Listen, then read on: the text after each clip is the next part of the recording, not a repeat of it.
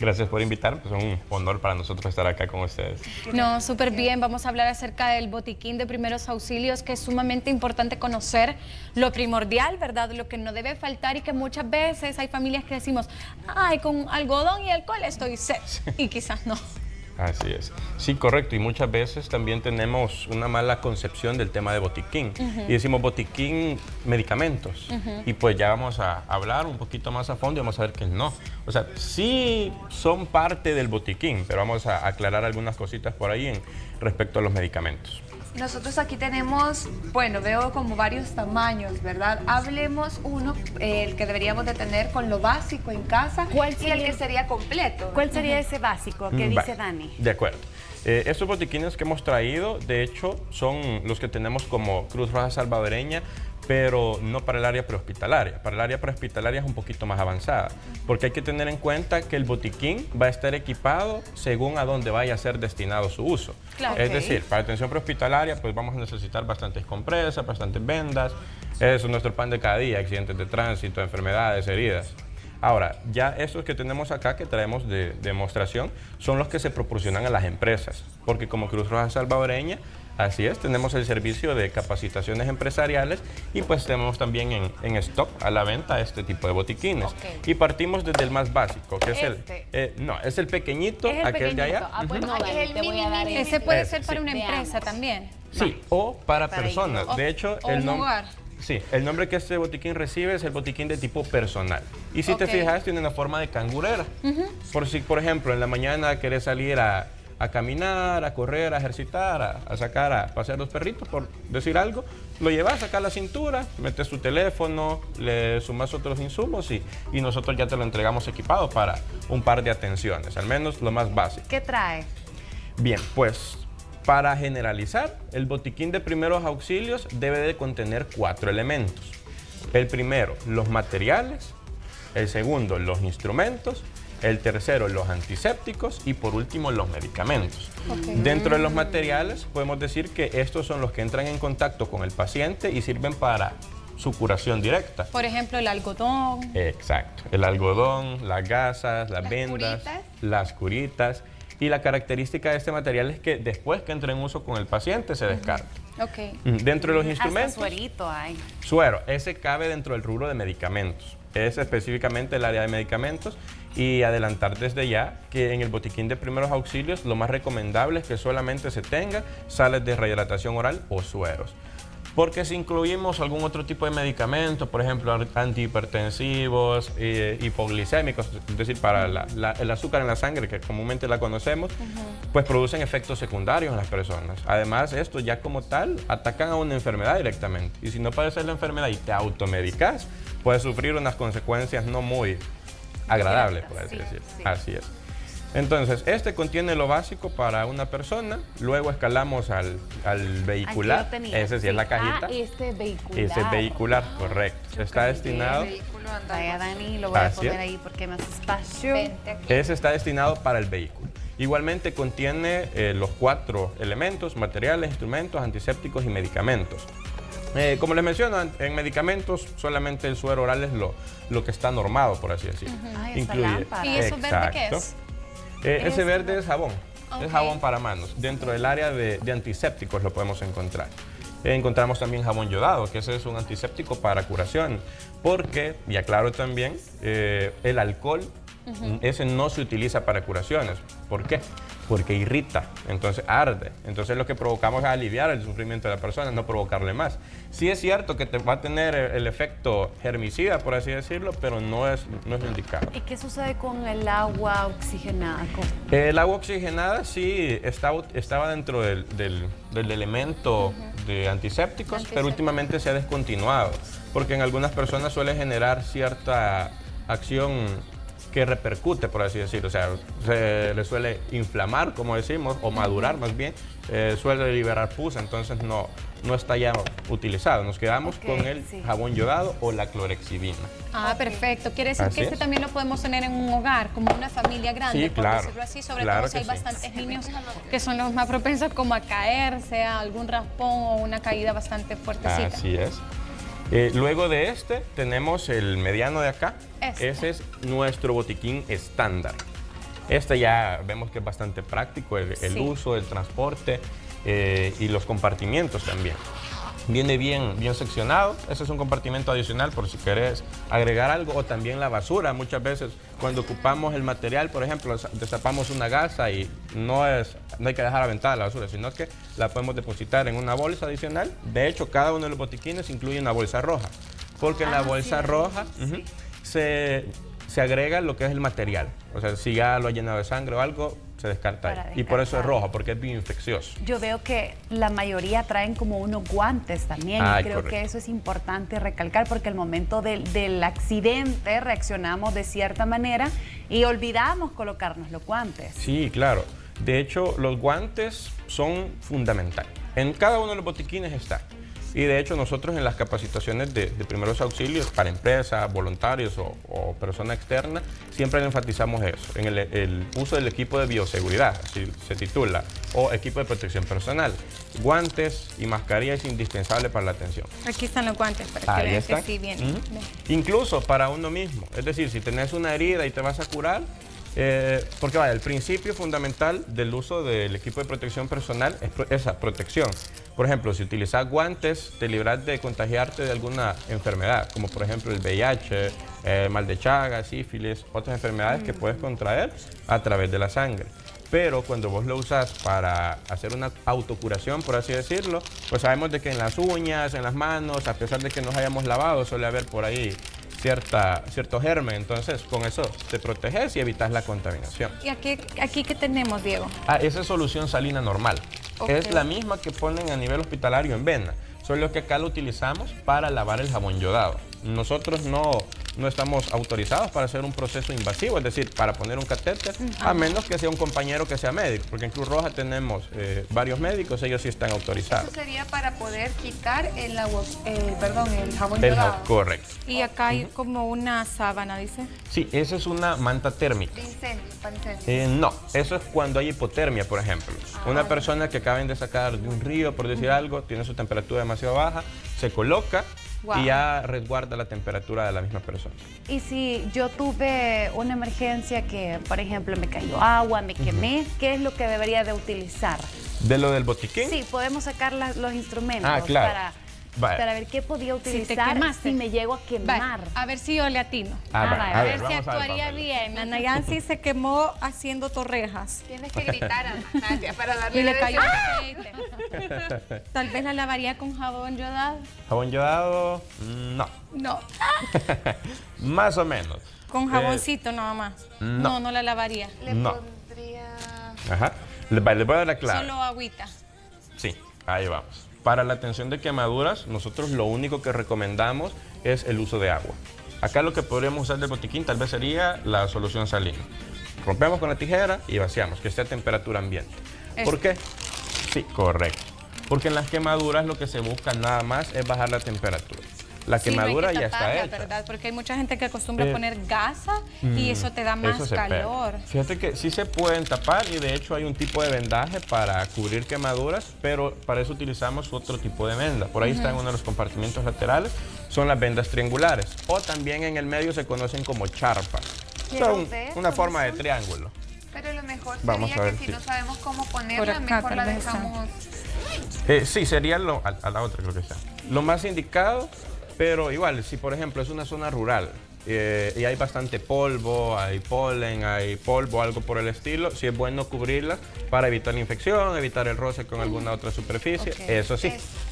Que sí, esa es correcta. Como de mantita, ¿verdad? Sí, como mantitas. De hecho, creo que hay una afuera, ¿no? Sí. Sí.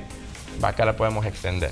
Estas ya están dobladas. Nosotros recomendamos en nuestros cursos de primeros auxilios, enseñamos a cómo doblarlas de esta manera, porque estas vendas son multiusos, te sirven para muchas cosas. También he escuchado cuando uno se quiebra el brazo. Exacto, el cabestrillo. Y vean, se llama triangular, pues ahí está el triángulo. El triángulo, el porqué reciben su nombre. Entonces con esto, si es una quemadura de primero o de segundo grado, la humedeces y la colocas en la quemadura. Y luego un traslado hacia un centro asistencial. Sí. Si es quemadura de tercer grado, es decir, las quemaduras ya más graves, esa va la venda a ir seca, porque si no se va a adherir. entonces ahí va a ir seca. Y se hace con un vendaje de protección, que son vendajes que nosotros enseñamos en nuestras capacitaciones de primeros auxilios. Puede funcionar si de repente hay como una cortadura o algo y yo socar para que la sangre no siga saliendo. Sí. De hecho, el doblez que traía, que es nosotros le llamamos doblez en corbata, queda recto, por así decirlo. Ese lo puedes apretar bastante fuerte y eso es un vendaje tipo compresivo y ya el sangrado se va a detener. Y para ese tipo ya sería una hemorragia. Para eso ocupamos estos de acá, que son los apósitos o compresas.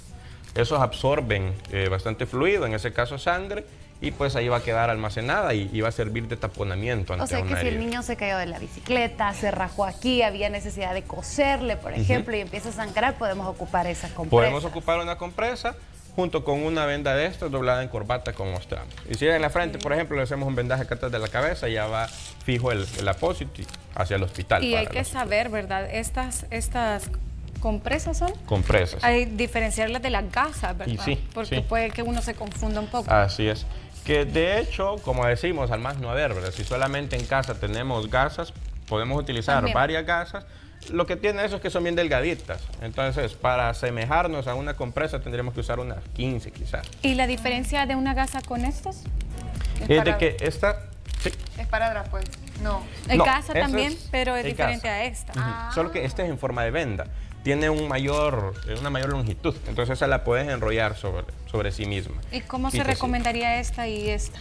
Puedes ocupar las dos de hecho, en conjunto. Por ejemplo, si yo tengo una cortadura acá, utilizamos la gasa, la colocamos y con la venda de gasa enrollamos para sostener la otra gasa. Claro, previa lavada, con jabón yodado. El esparadrapo, ¿verdad? El esparadrapo es el turrito. Exacto. Y por ahí hay una caja, es el Nexcare. Ese. Y con ese sujetas, con ese pegar ya al final de todo. Bueno, perfecto. Ahí están algunos de los ejemplos de lo que puede suceder en casa, ¿verdad? ¿Cuándo y en qué momento deberíamos de tener este grande? ¿En qué ocasiones? De ahí va a depender del uso que se le vaya a dar, o sea, hacia dónde va a estar destinado. Por ejemplo, hay empresas, estos son empresariales, como mencioné al inicio, hay empresas donde su planta personal es de ¿qué? Unas 10 personas. Un botiquín estándar estaría bien. Ahora, ya hay empresas, maquilas, por ejemplo, o de otra industria, que nos visitan y nos contratan nuestros servicios de capacitaciones, que tienen una planta o un ala donde tienen alrededor de 1000 empleados. Entonces ahí sí ya recomendaríamos alrededor de unos 3 de los industriales. Ok. ¿Cuál es la diferencia? O sea, ¿qué contiene el industrial que no contengan los demás? Contiene mayor cantidad. Tiene mayor cantidad, pero de ahí los insumos van siendo los mismos prácticamente. ¿Y cómo hace una empresa para poder pedirle ayuda a Cruz Roja y poder tener esas capacitaciones? ¿O de repente una familia grande pudiese obtener una capacitación también? Claro que sí. De hecho, por ahí compartir los números de teléfono y la fanpage. Por ahí pueden ustedes llamar para contratar los servicios de capacitación de Cruz Roja Salvadoreña. Tenemos, bueno, mencionar acá el comentario también. Acabamos de celebrar el 13 de marzo 137 años de servicio en El Salvador. Del 13 de marzo de 1885 estamos acá en nuestra labor humanitaria. Y para contactarnos en esos números de teléfono pueden hacerlo. Y para las personas que no forman parte de una empresa, son personas que su familia o que quieren aprender, porque muchas veces así nos motivamos. En las redes sociales, en Facebook, ahí están las capacitaciones que nosotros damos, así de manera individual, porque para empresas se contrata por grupo, pero de manera individual usted puede estar ahí pendiente en las redes sociales y ahí vamos. ¿Y hay ciertas maniobras que se aprenden en las capacitaciones? Sí, claro. ¿Cuáles son las principales? Partimos en cada curso de primeros auxilios de las generalidades, donde vemos definiciones, vemos la evaluación del paciente, porque es muy importante saber diferenciar si un paciente está vivo o no tiene signos de vida, antes de proceder con el resto de procedimientos, valga la redundancia. Identificamos lo que son heridas, las atendemos, eso le enseñamos en las capacitaciones. Vemos emergencias repentinas, como por ejemplo el desmayo, las convulsiones. Vemos quemaduras, vemos el tema de quemaduras, vemos lesiones en huesos y articulaciones, que de hecho los botiquines industrial y el estándar incluye férulas. Eso es lo que no incluyen los otros dos. Las férulas son unas tablitas que las utilizamos para inmovilizar huesos. Eso incluyen esos botiquines, por ahí están en un compartimiento. Y vemos ese tema y vemos al final la maniobra de Heimlich. cuando alguien se está atragantando, por ejemplo. Vemos que la compresión abdominal, eso nosotros lo enseñamos en nuestras capacitaciones y otros temas más de mucha relevancia para las personas. Si se necesita una inyección de emergencia, no. En ese caso sí, no, porque ahí ya es un procedimiento invasivo. Y el Consejo Superior de Salud Pública verifica todo el ejercicio de la profesión, tanto médica, enfermería y del área de salud, y nosotros como atención prehospitalaria no estamos avalados como tal. A menos que seas médico y tengas tu sello, ahí sí puedes hacerlo. Si hablamos de clases o cursos como que nosotros podamos tener para estar como muy bien informados, incluso si a alguien, por ejemplo, le da un ataque, ¿verdad? Para poder hacer algo mientras llega los médicos, ¿de cuántos cursos estamos hablando? ¿Cómo se distribuyen? De acuerdo. Primero, nosotros tenemos el curso elemental de primeros auxilios, es el ELPA, tiene una duración de 8 horas, es teórico demostrativo, es el más básico que tenemos. Luego tenemos el básico de primeros auxilios con una duración de 16 horas y es teórico práctico. Acá ya incluye otros temas adicionales. Y luego de ese tenemos el curso de RCP, reanimación cardiopulmonar, donde vemos el masaje cardíaco. Cuando no hay pulso, no hay signos de vida, ya se practica el RCP. Y además de eso, también ofertamos los cursos de evacuación. Eso más que todo a nivel empresarial, porque es donde se va a ejercer. Pero en la parte prehospitalaria, esa es la jerarquía, por así decirlo. Cuando uno va a revisar al paciente para ver si tiene pulso, que fue lo que usted dijo, primero hay que ver si el paciente tiene pulso, los signos vitales, ¿a dónde se recomienda hacerlo? Acá está el pulso carotidio, que es de una arteria llamada carótida, y ahí viene su nombre, y es la que va hacia el cerebro. Entonces, podemos tener en cuenta que acá, de manera imaginaria, trazamos una línea en medio y un aproximado de unos 2-3 centímetros hacia cualquiera de los costados, vas a encontrarlo. Lo sentí ahorita. ¿Sí? Ah, qué bien. Y para detectar el pulso se hace con estos dos dedos, el índice y el medio, porque el dedo pulgar tiene una pequeña arteria y pues ahí uno va a sentir su propio pulso. Ok. ¿Y hay que presionar muy fuerte o medio? Medio, porque si apretas muy fuerte puede comprimir mucho la arteria y la vas a tapar y no vas a sentir. Si lo haces muy suave puede que tampoco sintas. Ahora, una alternativa también es acá, el pulso radial. Debajo del dedo pulgar vas a encontrar acá de manera superficial el pulso radial. Ahí también, pero el más recomendable y el más certero es acá, el carotidio, directo. Aquí se siente bien rápido. Ay, qué raro. Y es el que va para el cerebro. Entonces, mucho más importante, por así decirlo. De verdad que sí, es sumamente necesario para que la gente los ponga en práctica. A veces pensamos que únicamente una empresa grande debe de tener esas capacitaciones o ese tipo de botiquín y no, lo necesitamos todos, ¿verdad? No sabemos en qué momento pueda suceder algún tipo de accidente o hoy en vacaciones muchas personas deciden salir y no van preparadas y qué bueno que nos viene a hablar, Diego, sobre lo que necesita un botiquín. Así es. Y de hecho muchas veces uno piensa, ay, yo para ayudar a los demás. Pero, y se los digo, también sirve para uno mismo. Sí. Así es. Así que es muy, muy importante tener eso en cuenta. Menos los insumos pequeñitos y poco a poco ir armando su botiquín, o si no, pues acá está la opción también. Con eso no hay ningún problema de, como los más importantes, problema de vencimiento, por ejemplo, porque muchas personas creo que ese puede ser el temor de tener un botiquín y digo, ay, como no me voy a caer o no me va a pasar nada, se me va a vencer. Sí, fíjate que sí, de hecho dentro del tema de botiquín, cuando damos nuestras capacitaciones de primeros auxilios, hay un tema solo de botiquín, y al final vemos lo que es el cuidado del botiquín. Primero, las recomendaciones, hay que tenerlo todo ordenado. Segundo, verificar fecha de vencimiento y que los empaques estén sellados. Porque, por ejemplo, las compresas esas son estériles. Entonces, esas compresas, si se rompen, pues ya pierde su nivel de esterilización. Tampoco dejarlo expuesto al sol. Si lo cargamos en el vehículo, por ejemplo, el de caja, está bien que lo carguemos en el vehículo, pero si el vehículo pasa parqueado todo el día, 2 días en el sol, pues van a sufrir cierto deterioro los insumos. Eso se va a comenzar a podrir la bolsa, el empaque donde viene, entonces lo recomendable es que esté en la sombra. Y tampoco, o lo que no se recomienda es que esté bajo llave. Muchas veces hay empresas que lo guardan en una cierta oficina y este tiene que estar de acceso para todos. Sí, por cualquier emergencia, ¿verdad? Claro. Diego, muchísimas gracias. Gracias a ustedes, un gusto. Súper bien explicado y bueno, están disponibles los botiquines para quienes lo quieran adquirir, ¿verdad? Los datos de Cruz Roja Salvadoreña aparecen en pantalla, no importa si es el pequeño o es el más grande, como Diego ya lo mencionó, usted puede evaluar, ¿verdad? Cómo es su empresa o su familia, que tanto son, para que evalúe evalúe qué botiquín es el que más le conviene. Acá los 4 son necesarios. Correcto, así es, sí. Ahí están. Y están los números de teléfono para que nos contacten y síganos en las redes sociales también.